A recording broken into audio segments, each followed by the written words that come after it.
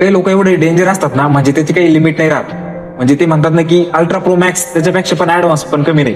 म्हणजे आजपर्यंत त्यांनी आपल्या स्वतःच्या आई वडिलांची कधी स्टोरी ठेवलेली नाही राहत. पण एखाद्याच्या बापाचं किंवा एखाद्या पुढ्याचं एक तरी दिवसात तो स्टोरी असणार, म्हणजे असणार त्यांच्या व्हॉट्सअपला किंवा सोशल मीडियाला. आजपर्यंत कधी स्वतःच्या आई वडिलांना विचारलं असतं तुमचं जेवण झालं का, पण ते ज्यांना आदर्श मानतात ना, त्यांना सकाळपासून तर संध्याकाळपर्यंत काय केलं या गोष्टीचं त्यांना सगळी खबर राहते. कधीतरी स्वतःच्या आई वडिलांना पण विचारावं तुमची तब्येत कशी आहे, आईला पण बोलावं तुझं जेवण झालं का, गोळ्या घेतल्या का, भावाला पण विचारावं तुझा बिझनेस कसा चालू आहे, काही प्रॉब्लेम असेल तर मला सांग, मी माझ्याकडून जेवढी मदत होईल तेवढी मी मदत करेल.